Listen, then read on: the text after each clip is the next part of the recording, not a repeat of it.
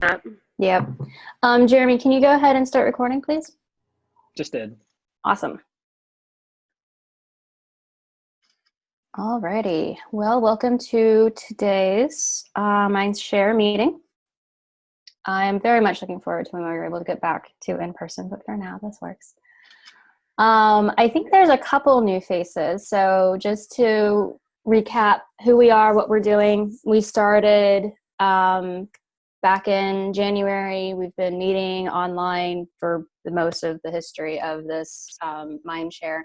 But our mission is to inspire excellence in communication and marketing and to encourage collaboration between businesses, organizations, and individuals. And the way that we see ourselves as carrying out that mission is through the vision of a community of success-minded marketers that through education and collaboration expand the capacity of all of its members to achieve great things for the benefit of the top of Virginia region. So just have a few announcements. These are basically the same as the last time. Still doing virtual networking. I know there's a few that have been happening, but I'd love for us to still keep connecting online. So sometime during this meeting, if you can private message one person, exchange emails, and schedule a time to have a video call or a phone call. Also keep in mind that we have that Facebook group, and we also have the group info spreadsheet. The Facebook group, we've had a little bit of posting throughout this month. So feel free to hop in there, ask. I believe it's private, so you have to request to join, but we'll accept the request. And then you can hang out in there and share advice and tips and ask questions there. And then we also have the group contact info spreadsheet that we'll send out after this meeting. You can add your contact info there if you want to share it with everyone else in the group. And that's also a resource for you to reach out to people if you want between meetings. And then we're also looking from our topic presenters. I put this out in the feedback form last time, but I heard from a lot of people that you didn't receive that feedback form. So if you could just double check and make sure, because Ashley says it's being sent out and some people are getting it. So if you could just check your spam folders after. Let's see, Ashley, when do you usually send it out? It's usually like the day after. You're muted. I'm sorry, I apologize. It's typically the afternoon or the following morning. Okay, so just check your spam folders like either later this afternoon or tomorrow morning and see if you can find it. Those feedback forms are valuable for me and for the rest of the committee to know how to tailor the topics to what you're interested in and tailor how we organize the group and the agendas for each of the meetings. So if there's any feedback you have on that, I'd love to hear it. But also, if you are interested in presenting, and I know things have changed a little bit in how we're doing the presentations with it being on Zoom and all. So if you are still interested, if you submitted that you're interested at the beginning of the year, and that's still the case, please let me know. Either send me an email at my email address here, or let me know through the feedback form. We do have one lined up for next month, but after that, I'd like to have a few more in queue. So please reach out to me if you are interested in presenting. So with that, that's all of the announcements. So we'll move on to the panel. And I will stop screen sharing so you can actually see them full in your screen there. But today we're focusing on some case studies of personas in action. So last month, we dived into what personas are and how you can use them in your marketing. This month, we're taking a look at personas in action. So Guy Curtis and Andy Gyurisin have been kind enough to kind of peel back the curtain a little bit of what they've done with personas and their individual marketing endeavors. And so, Guy, if you want to go ahead and unmute yourself.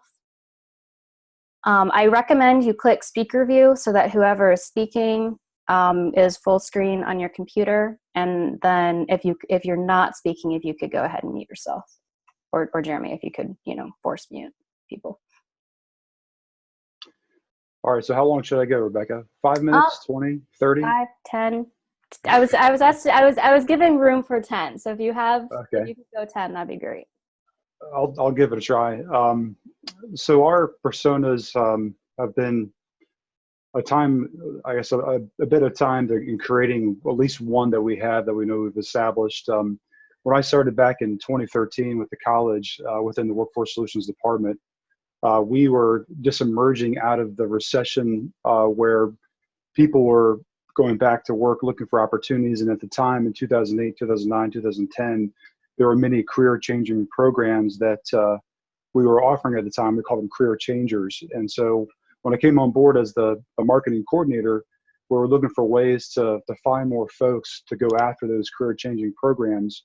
And so we kind of knew what our data was in terms of our past students, but the market that we wanted to go after were these individuals that we soon labeled as Jerry. And so Jerry actually was a friend of mine from high school. He's actually pretty successful now, but he became the persona that we were trying to market to for these career changing programs. And so Jerry became a persona that we tried to develop without really any research and data and support. And fortunately, as the years went on, as these programs kind of grew, we learned more about the past student data that could help us. And really a lot of the marketing decisions at the time were all data driven based on past student data. But fortunately, we were able to build a much better idea of what Jerry was, who he is or she, and look at ways to better market to that individual that we're trying to go after. So whether it was a family member of that persona or the other influencers that are in the community, Jerry was the guy that, or person, we were really trying to target in those early years. But fortunately, because of the community college system that we're a part of, the Virginia Community College system, Lord Fairfax is one of 23 other community colleges across the state. And the state really had a vision of these potential career-changing type of programs. Eventually, we relabeled them as fast-track programs for those who want to seek a new career. And so when we were developing that persona to go after these programs, the state already was ahead of us. They were able to pull together a very large, extensive research project looking at 600 folks online and really found out who these Jerry individuals were. And so what it came down to is that there's different segments in the market that might be open to career training. And this advisory / different groups that got together is actually, I may have mentioned, 600 individuals online provided survey feedback on career training, what it meant to them and their family, how they went about their careers and so forth. And it came down to the 6 different segments of audiences that we can go after. And the lowest, most hanging fruit opportunity was this dissatisfied floater. And that's really what Jerry was. That was that person who was at a certain age group. That person was, they had experienced life. They maybe have a child or two, maybe they're married, maybe they're divorced, but they know what it takes to make ends meet. And so these individuals are most prime ready to go after the career training programs that we offered. There were ages from 25 to 39. They mixed different ethnic group and gender and different backgrounds. They're from different urban, rural, and suburban areas of our state. And some of them had little to no college. So that gave us a clue as far as who these individuals were. But prior to that, we just assumed these Jerrys are at home living with their parents, failure to launch kind of individual. And so how do you market to someone from couch to career? But with this research project that was provided for us and some of the data, we begin to make better decisions as far as how we marketed, how we messaged to these individuals, what were they most receptive to, and in terms of some of the mediums they were enjoying, such as Pandora or streaming type services, or even classic radio. They were still listening to them because they were in between jobs. They're going back and forth between kids' practices and things. So really understood what this dissatisfied floater meant to us.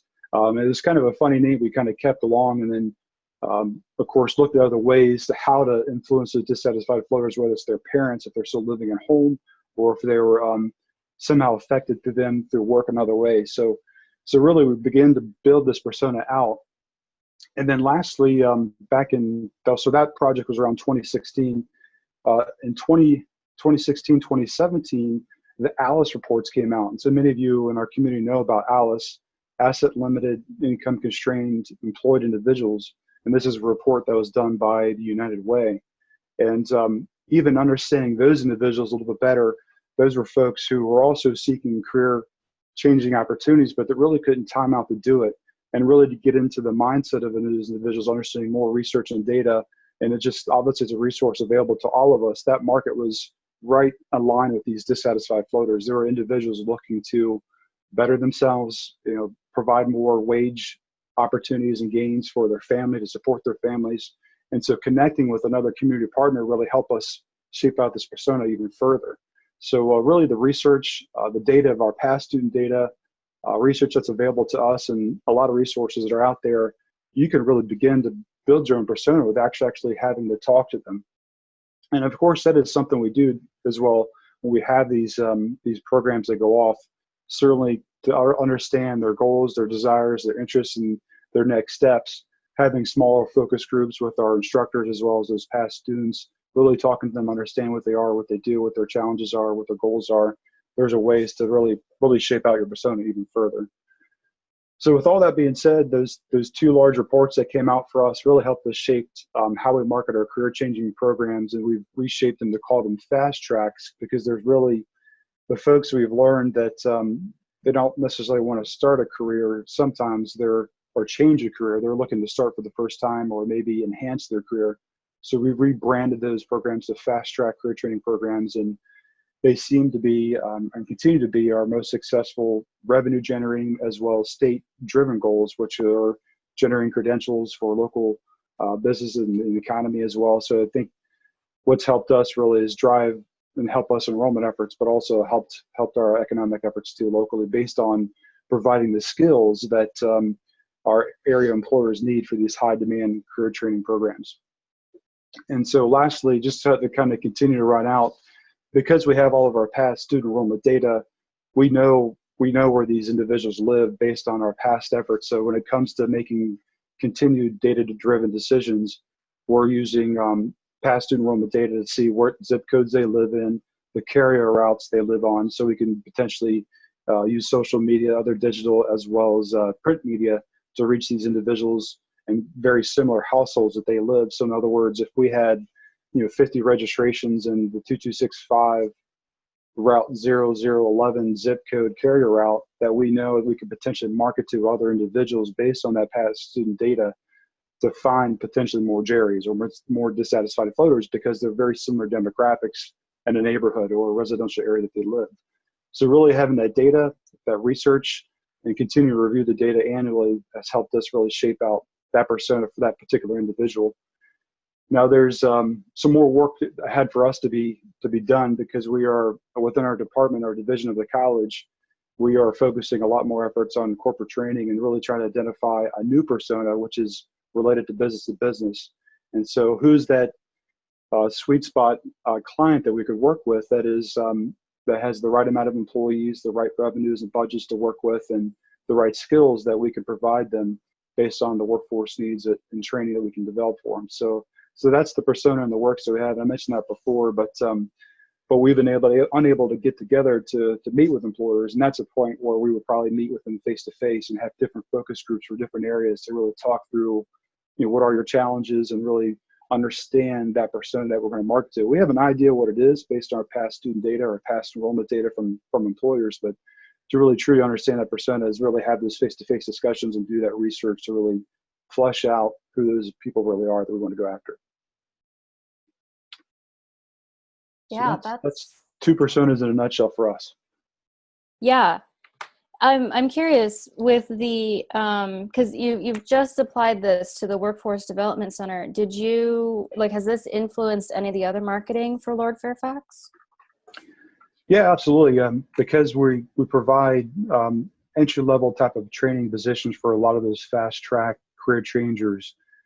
They're just a stepping stone. So, for example, Alice, they're struggling to make ends meet, and they're working many hours in a given day. And so maybe they can train for a course that's online or in person one day a week, because they're working odds ends, different type of jobs and things.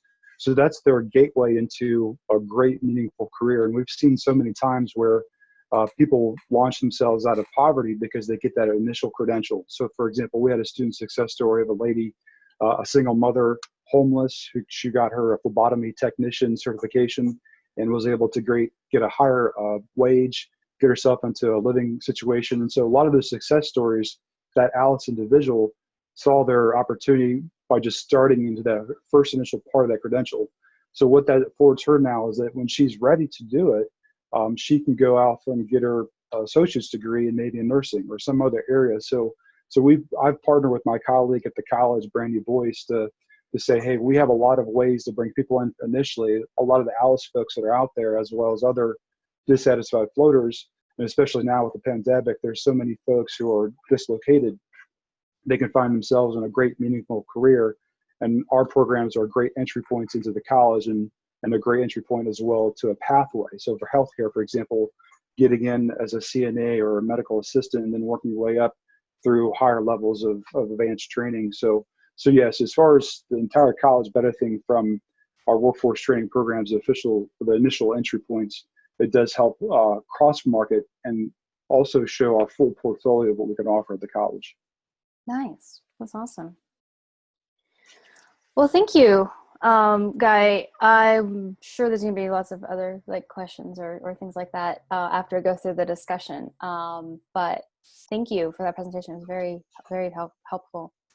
Andy, you ready to go?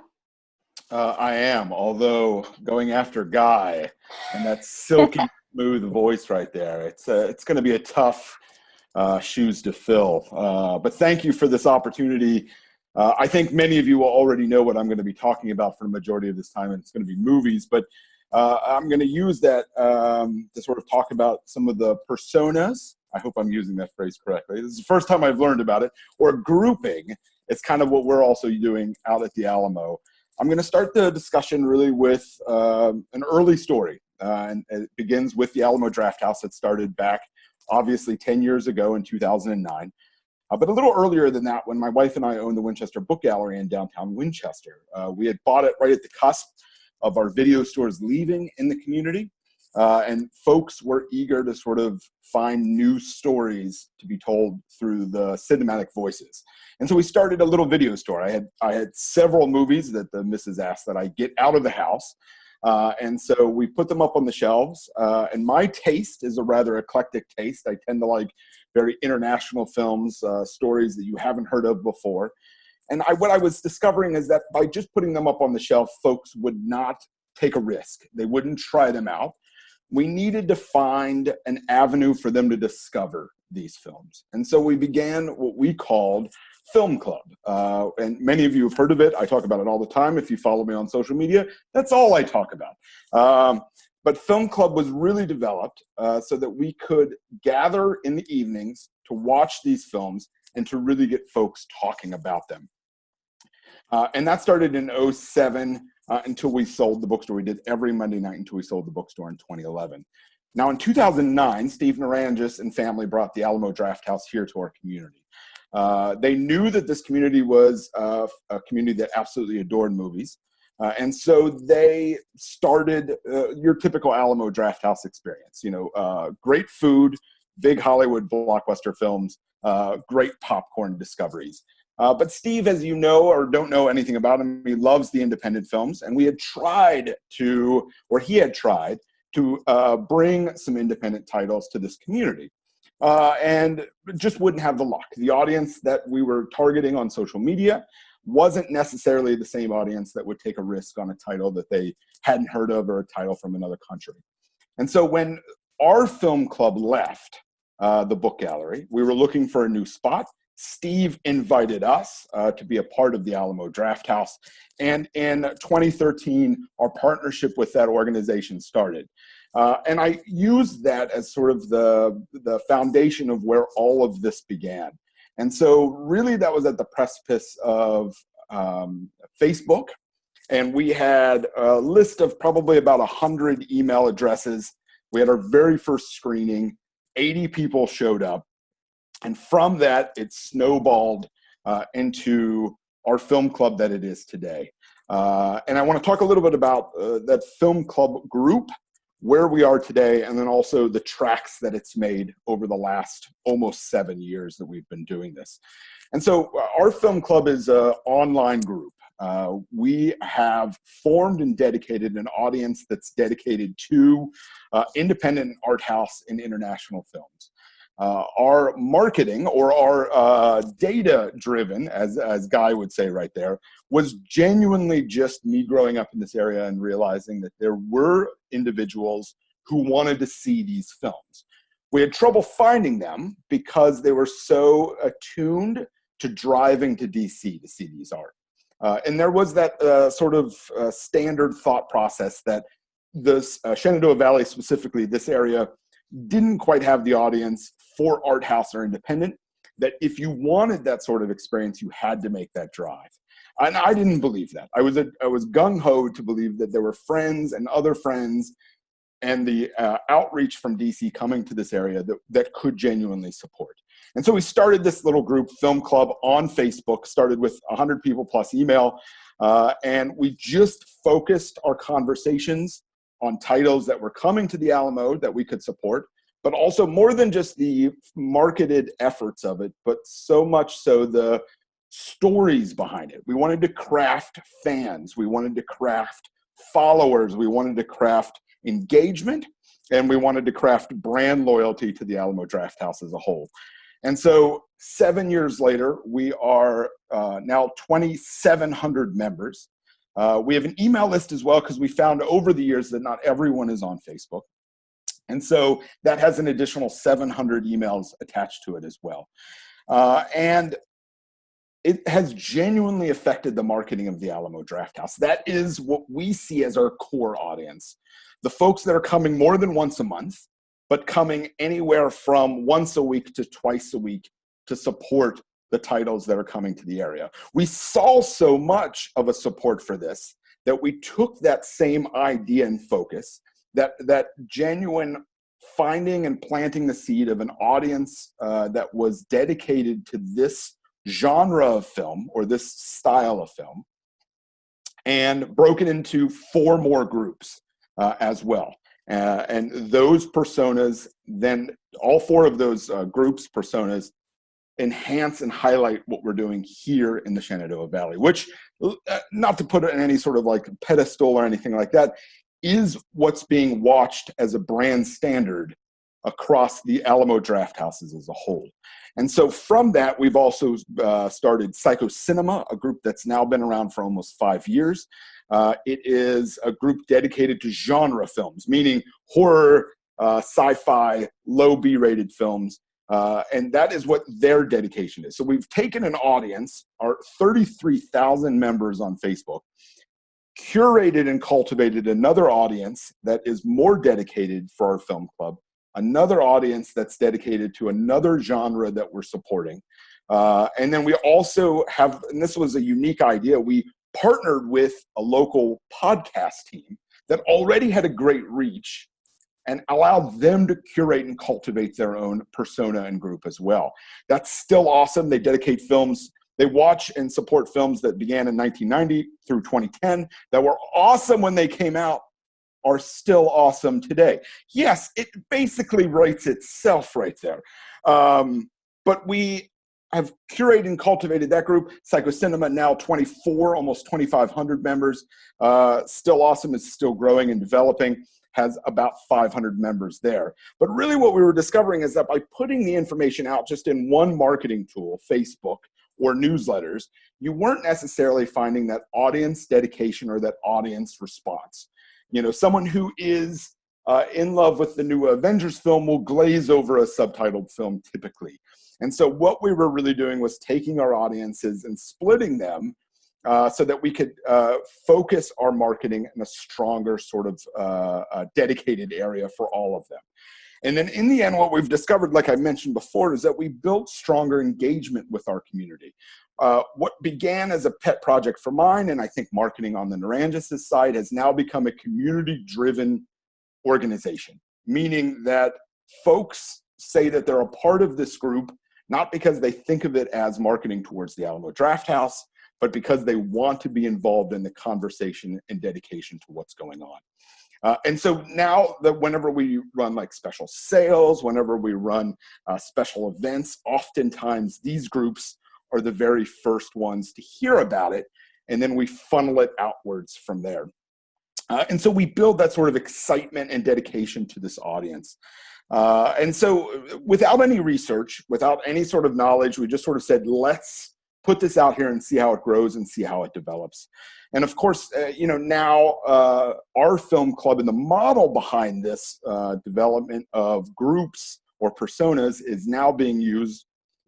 Our theaters are temporarily closed right now, but prior to that, we're in 10 different markets. Here in Winchester, the idea is now being used on a nationwide basis.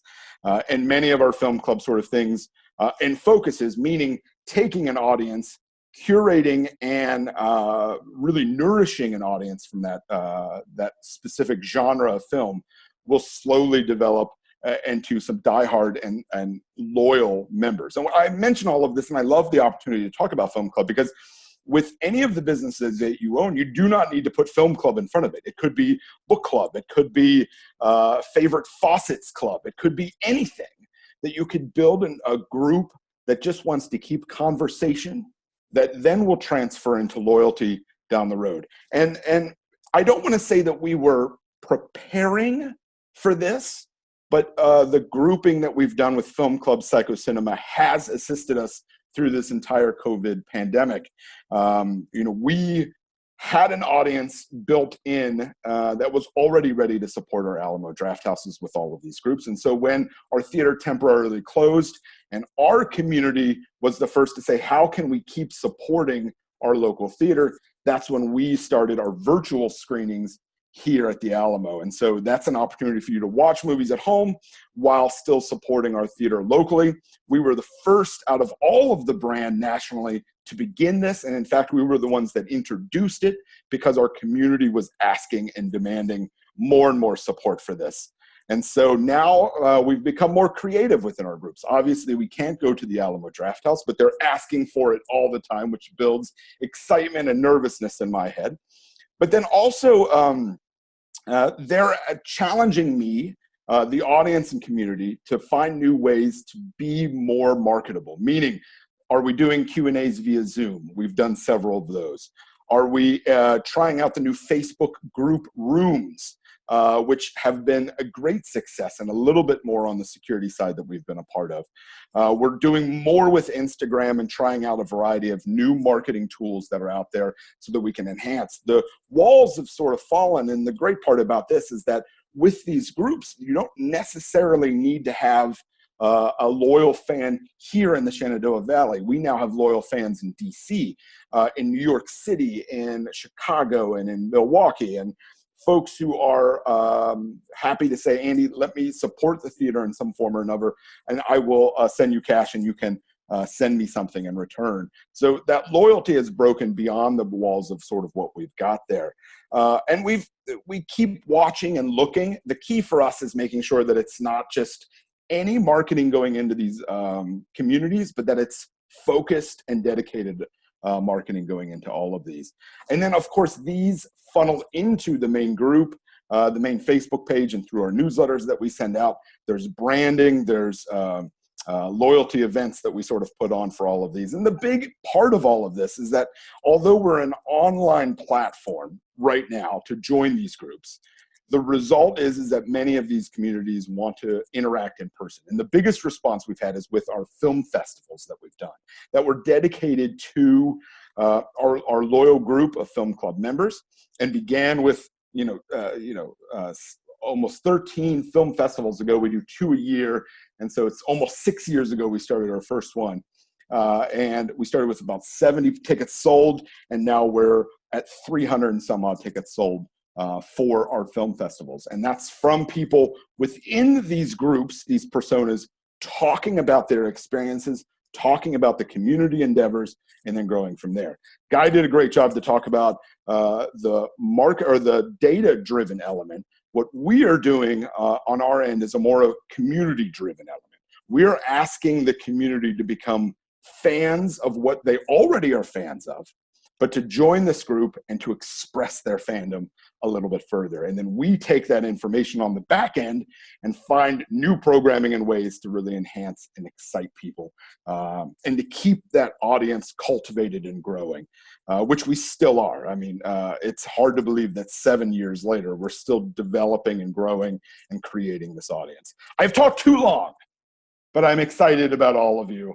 And I could talk about this for hours. We have, I'll say this real quick. So our film club has been the catalyst for other film clubs in not Alamo brand standards. So there's a few film clubs in Maryland. There's a few film clubs in the Roanoke area that came to us because this platform, they couldn't figure out how to get people to participate and appreciate these little films that are now the backbone of cinema right now, because there's no other big movies being released.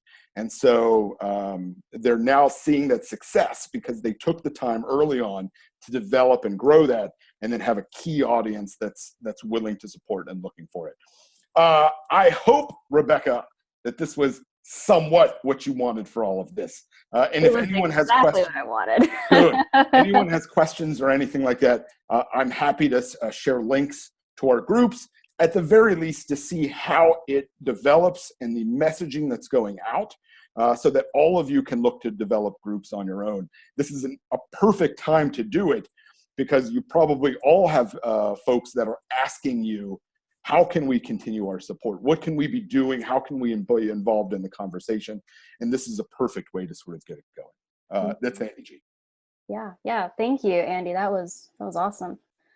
So we actually have a little bit of time. We have a few minutes if anyone wants to ask either Andy or Guy any questions before we jump into the discussion, the breakout rooms. I have a question. Can you hear me? Yep. Okay.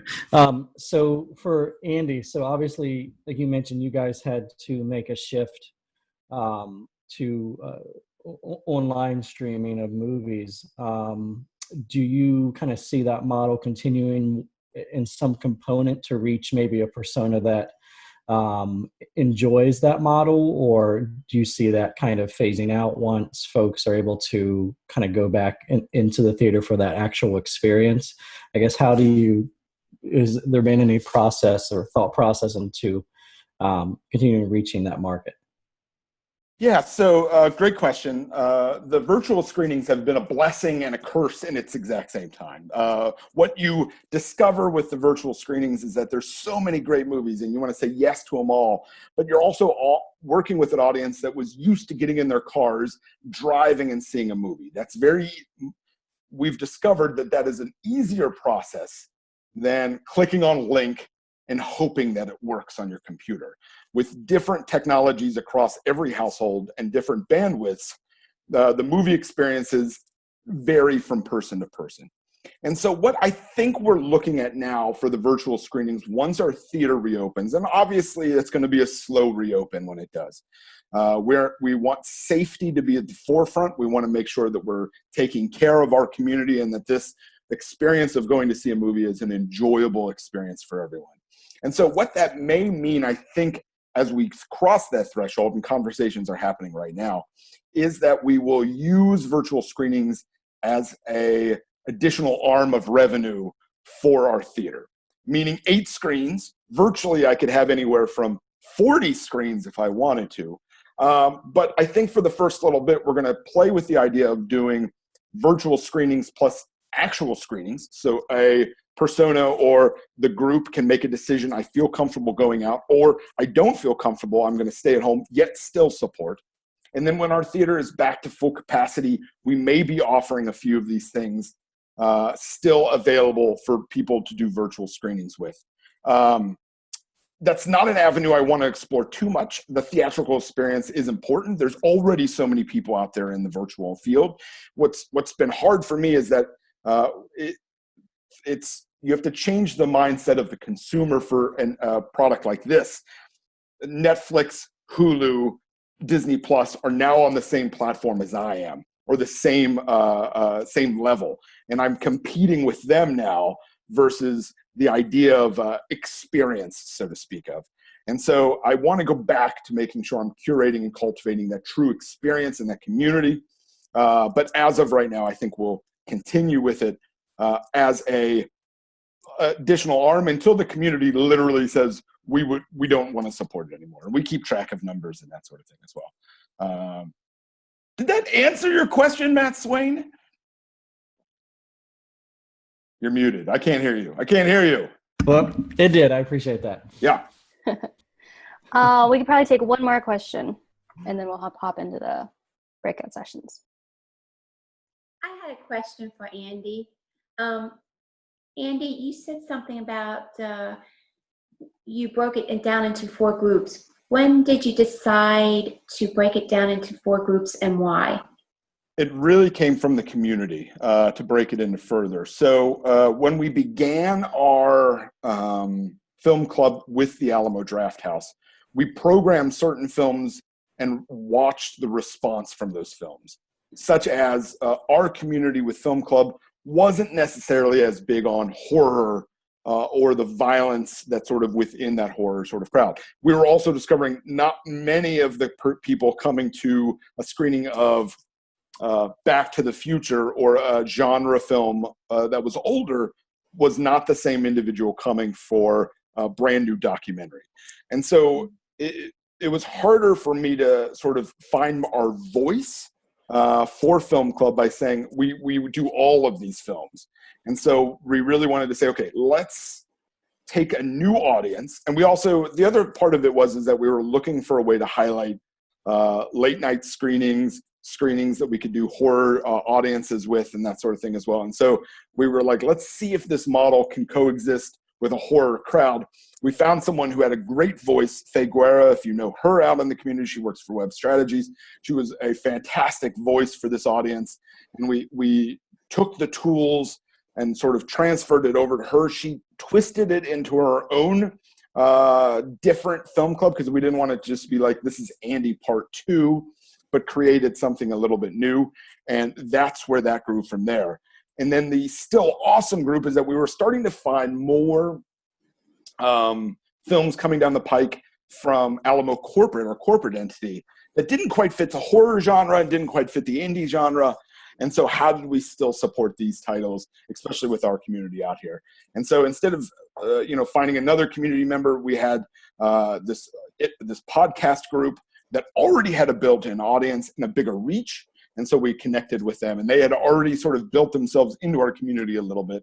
And so it worked from there. And so that's really when we decided. It wasn't like, I think from Film Club to Psycho Cinema was about 2 years, and then about 3 years from that point for the Still Awesome opportunity. And that was literally just listening to people and saying, which could we grow and develop? If it was an audience that was like, we want to watch more, I can't even think, like more niche, cinema, then I don't know if we would build a group behind that.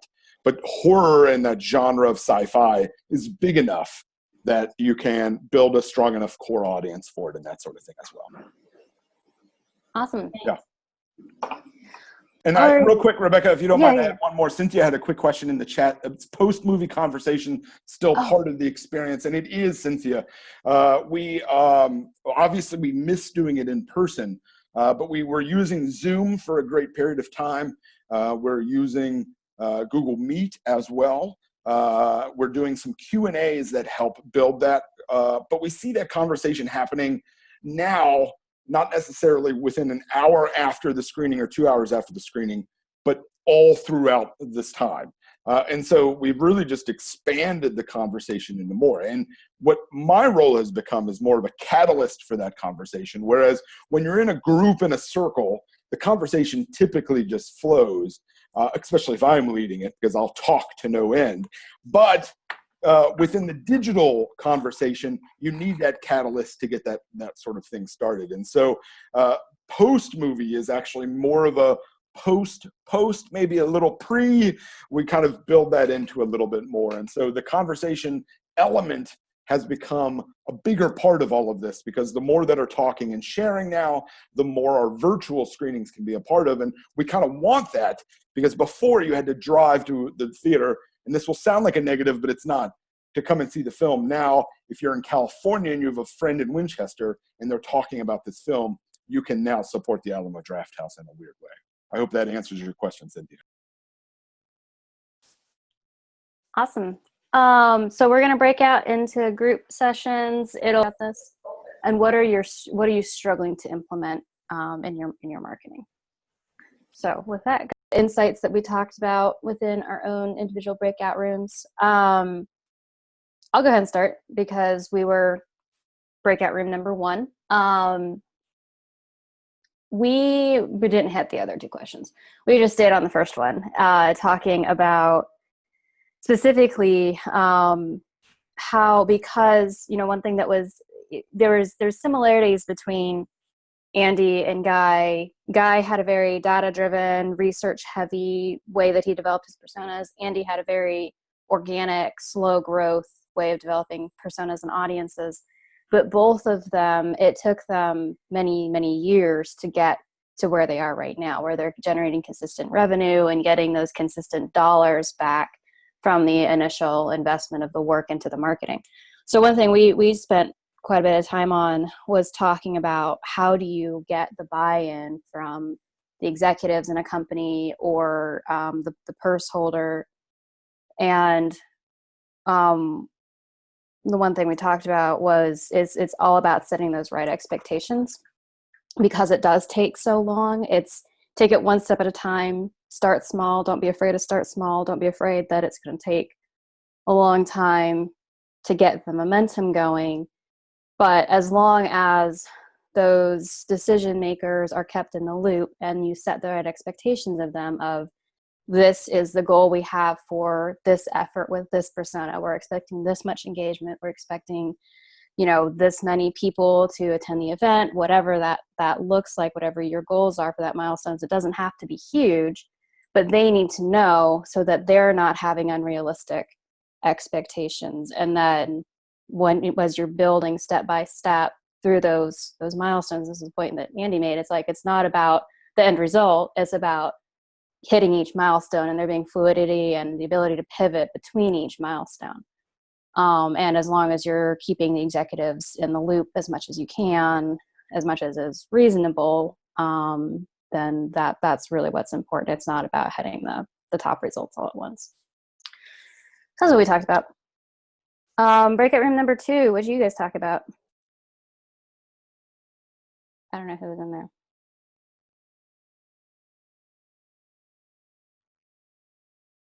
Was anyone in breakout room number 2? One thing that we really established is, you know, maybe we're using a lot of this information more than we already think that we are. Maybe we already have some of these defined personas and we just haven't put specific names to them just yet.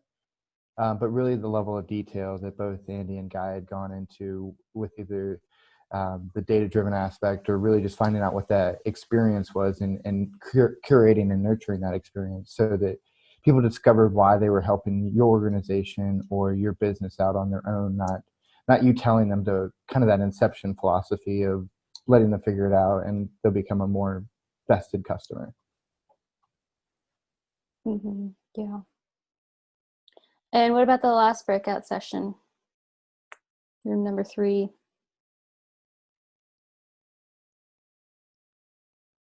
Who was in that one? I don't know if that was us or not, but I'll talk.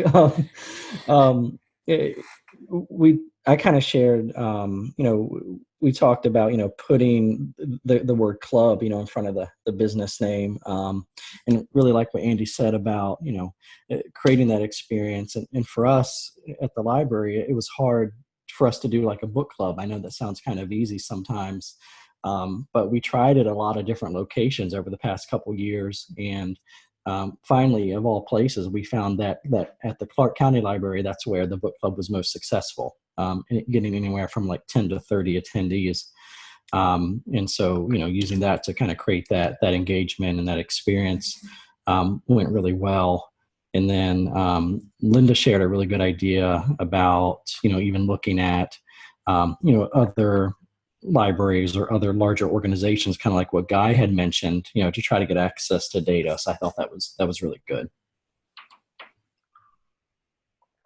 Yeah. Well, and that ties into what, you know, Cynthia was talking about at the very beginning of partnering with other larger organizations. I can definitely see, so this is kind of like jumping to talking about referrals.